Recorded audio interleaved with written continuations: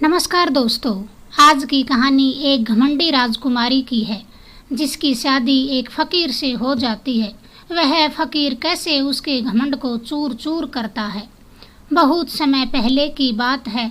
एक राजा था जिसकी इकलौती बेटी थी जो बड़ी ही खूबसूरत थी।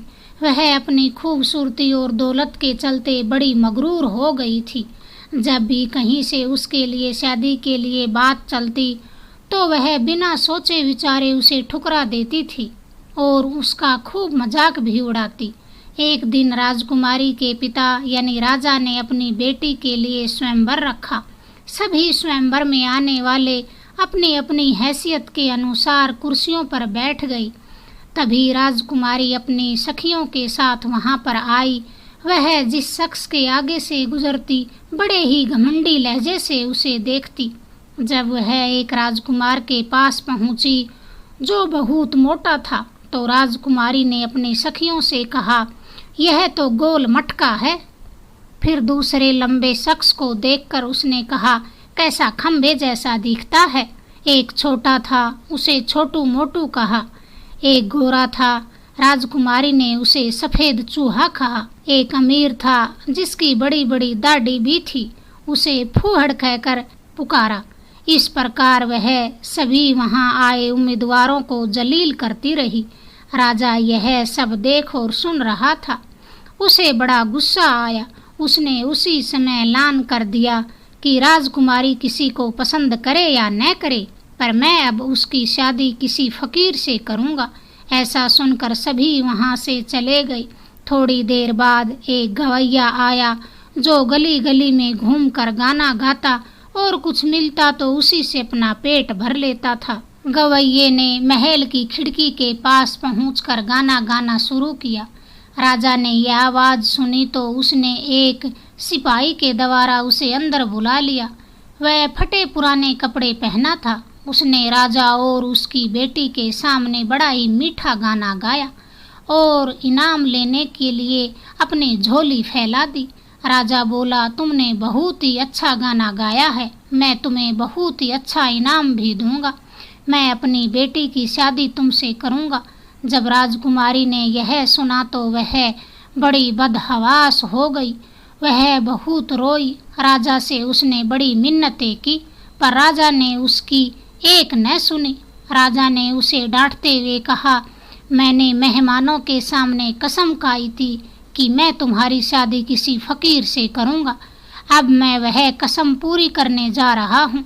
यह कहकर राजा ने पंडित को बुलाया और अपनी घमंडी बेटी की शादी उस गवैये से करवा दी और फिर हुक्म दिया, अब तुम यहाँ से अपने पति के साथ जाओ। राजकुमारी रोती हुई फकीर गवैये के साथ चल पड़ी। रास्ते में राजकुमारी को एक बड़ी शिकारगाह दिखी। इतनी बड़ी शिकारगाह देख करके राजकुमारी ने फकीर से पूछा, यह इतनी बड़ी शिकारगाह किसकी है? तब फकीर बोला, मैंने सुना है यह उस दाढ़ी वाले राजकुमार की है जिसका तुमने मजाक उड़ाया था। अगर तुम उससे शादी कर लेती तो तुम इसकी मालकिन होती। राजकुमारी ने ठंडी आह भरकर कहा, मैंने ये क्या किया? उसके बाद रास्ते में राजकुमारी को एक खूबसूरत बाग दिखाई दिया। उसको देखकर राजकुमारी ने फकीर से पूछा, यह इतना सुंदर बाग किसका है? फकीर ने आहिस्ता से जवाब दिया, ये बाग भी उसी दाढ़ी वाले राजकुमार का है। राजकुमारी ने अफसोस से कहा, मैं भी कितनी बदनसीब हूँ। फिर वे एक शानो शौकत भरे शहर से गुजरे तो राजकुमारी हैरान रह गई। उसने फकीर से पूछा, इस शहर का मालिक कौन है? तो फकीर ने जवाब दिया, यह शहर भी उसी दाढ़ी वाले का है। अगर तुम उसको अपना पति बना लेती तो ये सब तुम्हारा होता। राजकुमारी ने पछताते हुए कहा, मैंने बड़ी गलती कर दी, काश मैं उससे शादी कर लेती। फकीर बोला, मुझे इससे कोई मतलब नहीं, तुमने पूछा इसलिए मैंने ये सब बता दिया, मगर मेरे होते हुए तुम दूसरे मर्द की बातें क्यों कर रही हो? मुझ में क्या कमी है? इस तरह की बातें करते करते वे एक छोटी सी झोपड़ी के पास पहुँचे। तब राजकुमारी ने पूछा, इतनी पुरानी छोटी टूटी फूटी झोपड़ी किसकी हो सकती है? तब फकीर बोला, यह मेरा घर है, यह वह जगह है जहाँ हमने जिंदगी गुजारनी है। राजकुमारी ने पूछा, तुम्हारे नौकर कहाँ हैं? फकीर ने कहा, हमें नौकरों से क्या काम, तुम करोगी काम।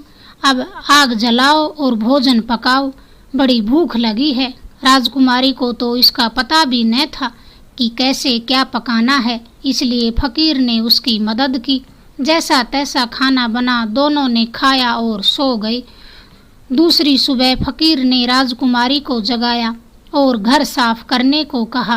राजकुमारी काम करती रही और फकीर की जली कटी बातें भी सुनती रही। इसके अलावा उसके पास कोई रास्ता भी न था। इसी तरह दिन बीतते गए। फिर एक समय ऐसा भी आया कि उनके पास खाने को कुछ न बचा। फिर फकीर बोला, मैंने जो कमाया था वह खत्म हो गया, अब तुम्हारे कमाने की बारी है। मैं जंगल से कुछ हरा बांस काट कर लाता हूँ, तुम उससे टोकरी बुनना और शहर बेचना। फकीर हरा बांस काट कर ले आया। राजकुमारी ने टोकरी बुननी शुरू की थी कि उसकी उंगलियां जख्मी हो गई, उनमें से खून बहने लगा। फकीर बोला, रहने दो, यह तुम्हारे बस का काम नहीं है। फकीर बोला, मैं सूत ला कर देता हूँ, तुम कपड़ा बन लेना। मगर राजकुमारी ये भी न कर सकी। तब फकीर ने गुस्से से कहा, तुम मेरे लिए बेकार हो, तुम कोई काम नहीं कर सकती। तुमसे शादी करके मुझे बड़ा नुकसान हुआ है, फिर भी मैं कोशिश करता हूँ तुम्हारे लिए मिट्टी के बर्तन ला दूँ और तुम उन्हें बाजार जाकर बेच आना। फिर राजकुमारी बोली, अगर मैं बाजार में बर्तन बेचूंगी तो मेरी जान पहचान का कोई मुझे देख लेगा और मेरी इज्जत मिट्टी में मिल जाएगी, सब मुझ पर हंसेंगे। तब फकीर बोला, ये मेरी समस्या नहीं है, अगर तुम भूख से मरना नहीं चाहती तो बर्तन बेचने ही पड़ेंगे। फिर राजकुमारी बर्तन बेचने बाजार चली गई। बाजार में इतनी खूबसूरत लड़की को बर्तन बेचते देखकर कुछ लोगों ने उस पर तरस आया और बर्तन खरीद लिए। फिर एक रोज जब राजकुमारी बीच बाजार में बर्तन बेचने के लिए खड़ी थी तो एक बदतमीज सिपाही वहां से गुजरा। उसने जब रास्ते के बीच बर्तन रखे मिले तो उन्हें लात मारकर तोड़ दिया और कहा, आगे से इस तरह रास्ते में अपनी दुकान मत लगाना। राजकुमारी परेशान हो गई। उसने घर आकर अपने पति को सारी बात बताई। तब उसका फकीर पति बोला, तुम बड़ी बेवकूफ हो, तुमसे किसने कहा था बीच रास्ते में बर्तन रखने को? लोगों को वहां से आने जाने में दिक्कत होती है। मेरा ख्याल है तुमसे यह काम भी न होगा। खैर, मैं शाही महल जा रहा हूँ, शायद तुम्हारे वास्ते कोई काम मिल जाए। यह कहकर फकीर शाही महल के लिए रवाना हुआ।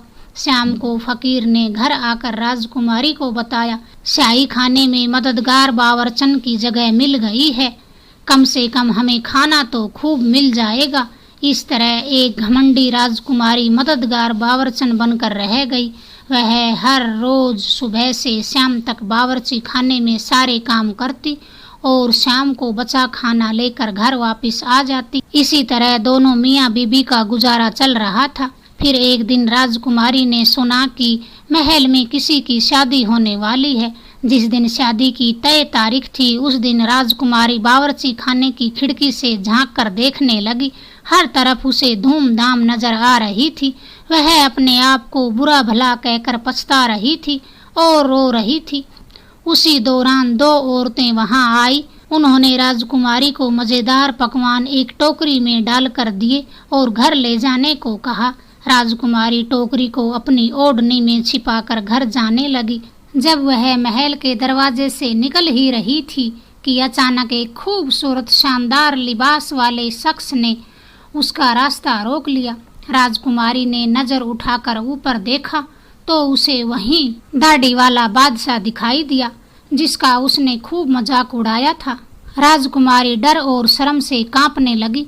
इतने सारे लोगों को देखकर उसका अपने ऊपर काबू न रहा। घबराहट में पकवान वाली टोकरी उसके हाथ से छूटकर नीचे गिर गई।